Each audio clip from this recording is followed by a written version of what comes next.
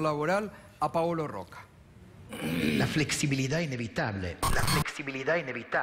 Mucho de la modalidad de trabajo hoy tienen condiciones de empleo, trabajo a término, trabajo puntual, que no son la usual del mundo que conocíamos. Entonces, la reforma laboral para mí es un punto importante.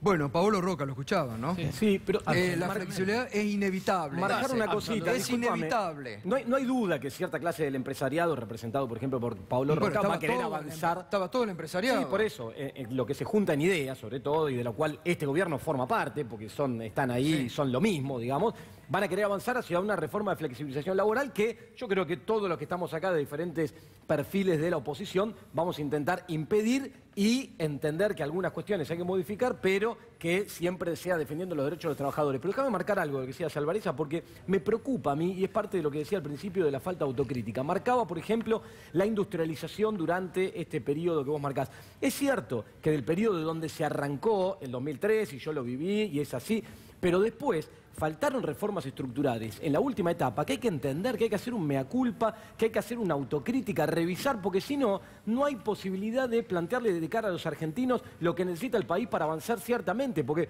veníamos de un entramado industrial destruido, veníamos del 50% de pobreza, las políticas que se implementaron permitieron esas mejoras que vos marcás a lo largo de determinados años, pero en la última etapa se abrazaron caprichosamente algunas medidas que no permitió cerrar frentes o avanzar con un rol del Estado estratégico para mejorar en términos de industrialización. Por eso nosotros estamos trabajando en propuestas que permiten avanzar en ese sentido. Eso es lo que estamos discutiendo.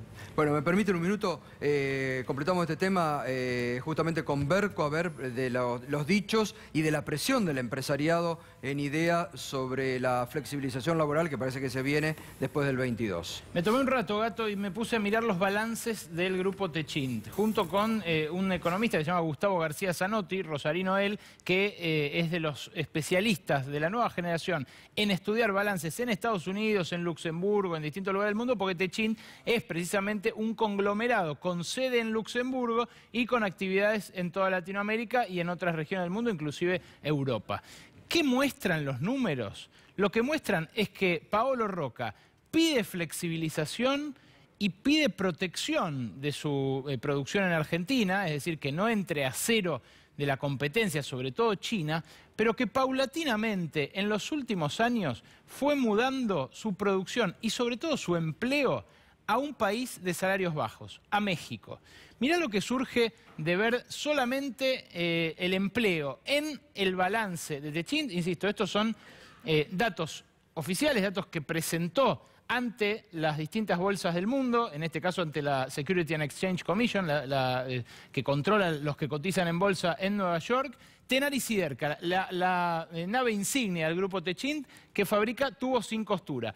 Su empleo en todo el mundo bajó porque bajó el precio del petróleo y trabaja para el petróleo. Pero fíjense ustedes cómo México se convirtió en solo 10 años en el país donde más emplea Techint. Claro, Paolo Roca pide flexibilización como siendo una empresa argentina, como si fuera una empresa argentina, pero actúa como una multinacional que muda su producción de manera muy notoria. Fíjense, en 2006 empleaba la mitad de gente en México que en Argentina, esta división, la nave insignia del grupo Techint, Tenaris Siderca. Y fíjense lo que ocurre en 2016 según su balance. México sobrepasa a la Argentina en términos de aporte al empleo que genera este grupo multinacional. Lo mismo pasa en Ternium Siderar, que es la división de aceros planos y largos de Techint, la división que hace la chapa para los autos, los hierros para la construcción y insumos de uso muy difundido en Argentina. Poneme la siguiente placa, Nico. Ahí vas a ver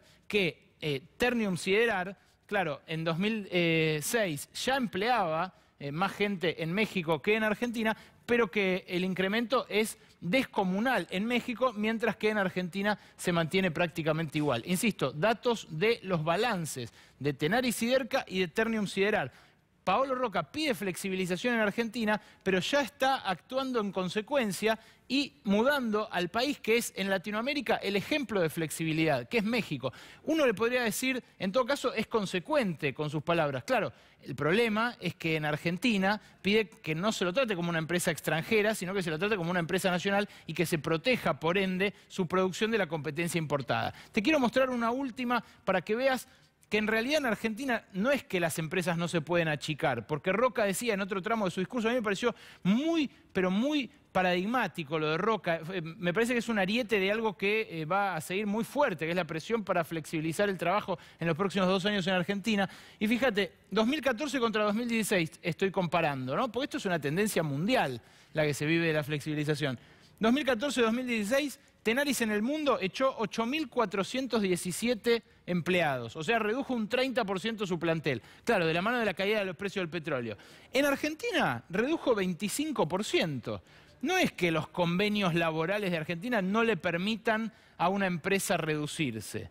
Donde se redujo algo menos es en la Italia natal de Paolo Roca, hombre que nació en Milán y que comparte su estadía, digamos, reparte su vida entre Milán, Argentina y Nueva York. Pero claro, en Italia se ve que las leyes son todavía menos flexibles porque el 20% solamente es lo que redujo de su plantel allí. Datos, insisto, que permiten contrastar lo que dice un empresario en un ámbito tan influyente como IDEA con lo que muestra su balance, Gato.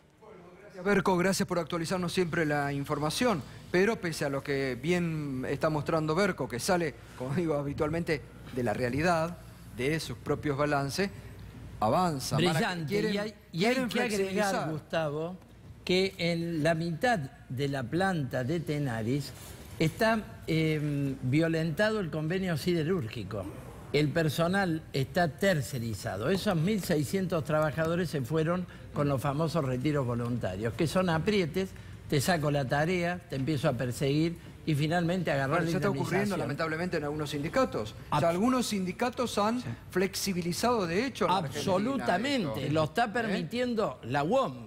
Sí. Y yo le quería preguntar a Datelli si piensa que con la unión ferroviaria de los herederos de Pedraza, que está en la lista de Randazzo, van a parar la flexibilidad laboral. Hay que decir la realidad. Si los sindicatos no se ponen a la altura de la circunstancia en un momento crucial, la reforma laboral que han pedido en el coloquio de IDEA es peor que la de Brasil, solo que piensan contar con el concurso. No entendí la chicana, de heredero de Pedraza, ningún heredero de Pedraza. La unidad ferroviaria hoy tiene otra conducción, Sergio Sacia está a la cabeza de esa conducción. Son todos los de la lista verde de Pedraza. Los derechos de los trabajadores vienen trabajando para eso. Es más, se está por presentar desde la Unión Ferroviaria ahora un proyecto de ley que apunta a generar empleo, a mejorar todo lo que tiene que ver con la estructura ferroviaria en Argentina, en el Congreso de la Nación, y en el medio de eso generar empleo y mejorar la calidad de empleo de los trabajadores. Hace 4 días con los trabajadores de los talleres ferroviarios de Remedio de Escalada. No hay ninguna inversión. Levantaron en FER siendo Randazzo ministro. Han cerrado talleres ferroviarios. El mantenimiento lo está viniendo de China.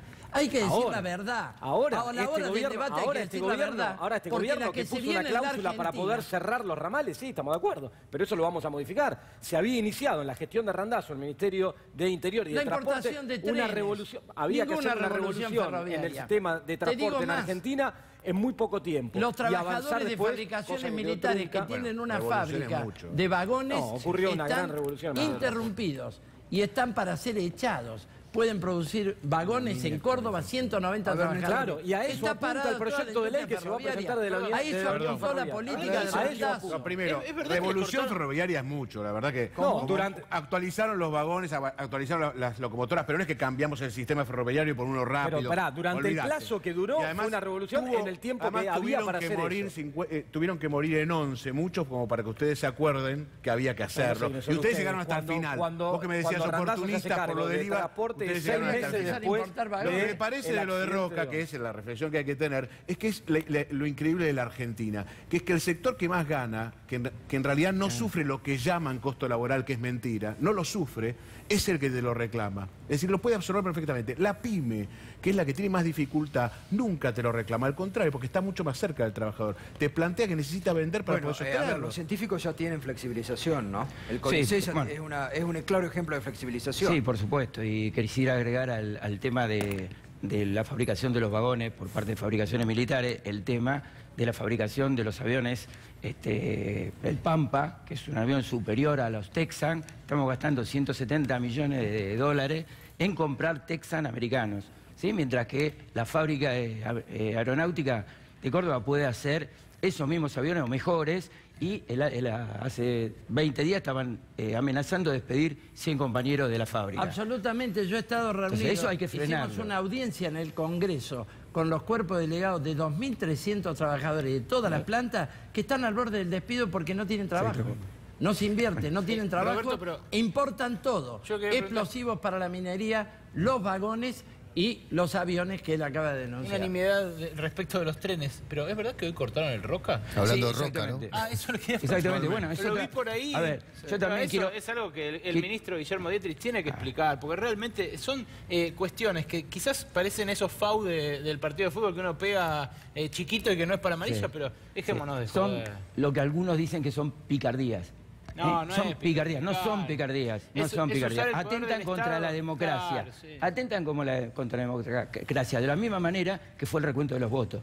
Algunos lo tomaron como picardías y lo dijeron públicamente. No, bueno, acá no son hablamos picardías. mucho de los negocios que ha hecho Dietrich con su familia, la blindadora de su familia y demás, pero realmente esto es de una impunidad que asusta. Y lo que se ha escuchado en el coloquio de ideas yo creo que es alarmante para todos los argentinos. Quieren ir contra la ley de contratos de trabajo, que ya fue alterada violentamente en los 90. Quieren ir al convenio por empresa y hasta el convenio individual. Quieren liquidar los fundamentos del derecho laboral. Esto es lo que se ha discutido. Hay que leer a Julián de Diego. Lo ha explicitado en el Cronista Comercial. Lo tenemos todos a la vista. Yo le quiero decir a los trabajadores y a los argentinos que hay que pensar el 22 en prepararnos para una gran lucha. Los sindicatos tenemos que recuperarlo para hacer armas de lucha y no de negociación de prebendas del tribunal. No, déjame marcar algo. Digo, que hay un avance hacia la flexibilización laboral y que eso está en la génesis de este gobierno desde que arrancó, no hay ninguna duda. Que la búsqueda que este gobierno se plantea es bajar los costos laborales, bajar los salarios de los trabajadores para de esa manera supuestamente ganar competitividad y crecer hacia el mercado externo y esas cosas que no va a terminar ocurriendo. No hay ninguna duda y que hay que frenar cualquier intención de avanzar en ese camino, vamos a estar todos de acuerdo. Ahora, hay que hacerlo discutiendo de cara a la sociedad con propuestas claras y corrigiendo errores del pasado, eso es lo que marcamos. Entonces nosotros vamos con propuestas claras. Proponemos crear un fondo para atender a las pymes, canalizando recursos a tasas subsidiadas hacia aquellas pequeñas y medianas empresas que por el sector en el que están van a generar más empleo y tienen más capacidad de generación de empleo.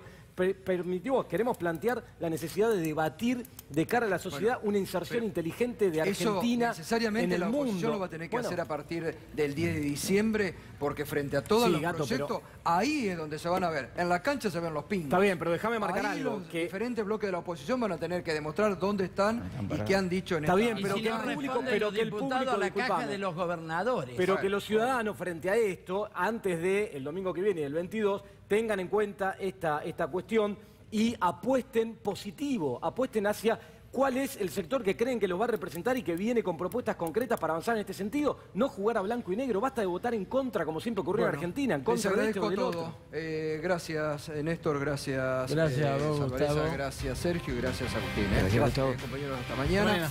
Pausa y ya volvemos para el cierre y el encuentro con Sloto, que se viene de Desafío 2017.